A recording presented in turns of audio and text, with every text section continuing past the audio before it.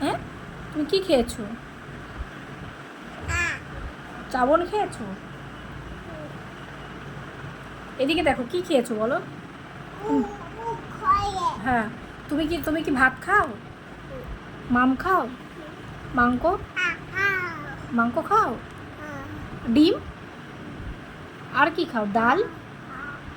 Chalks খাও? Chalks? Chalks খাও না? একটু আগেই তো খেয়েছো। পেয়ারা খাও? পেয়ারা? পেয়ারা? পেয়ারা খাও না?